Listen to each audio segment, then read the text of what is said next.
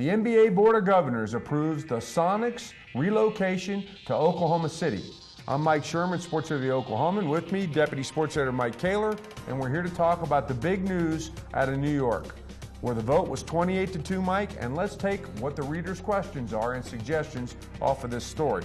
The first question comes from Lynn in Oklahoma City, and she asks, if the Sonics win the lawsuit against the city of Seattle, will they still have to pay some money? Well, of course they will. Everybody's got to pay money eventually. It's just like when you're trying to break a lease from your apartment.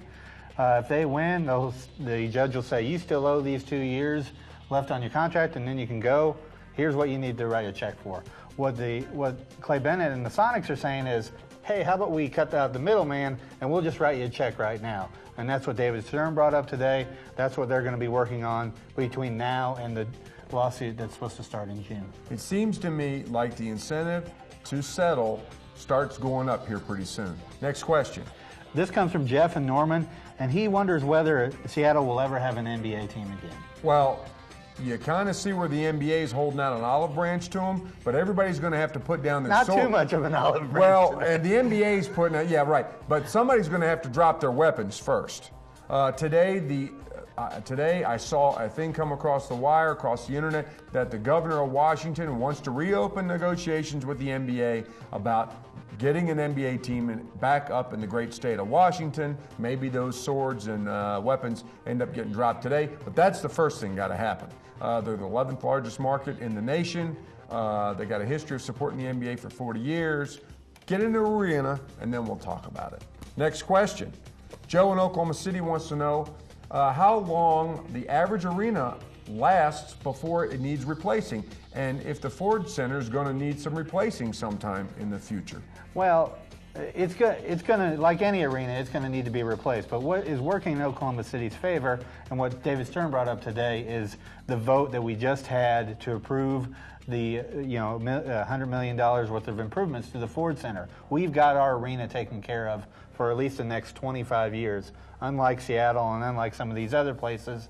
And the margin of that vote and the fact that we have that in place, a lease in place, and the quality jobs thing that got passed yesterday by the State House, we've got our ducks in a row.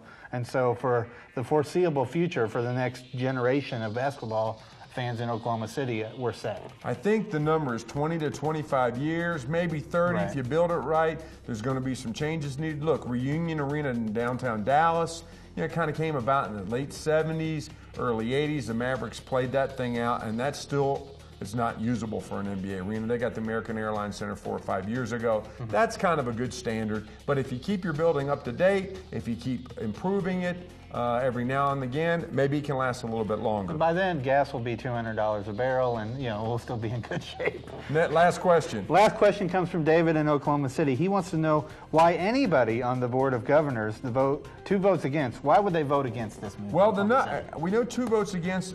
We hear 28-2, although we're trying to do the math, because if Clay Bennett and the Sonics owners can't vote, then that adds up to 29 owners. We wonder whether David Stern just got the I am going to vote. Vote in abstention. But anyway, the two minus the Dallas Mavericks, owned by Mark Cuban, who basically spends all of his time at these meetings shooting rubber bands at David Stern, talking about whatever next reality TV show he's going to be on, and actually working on a spreadsheet on bad calls by officials. He keeps score of it. He's real popular with the league. That's one.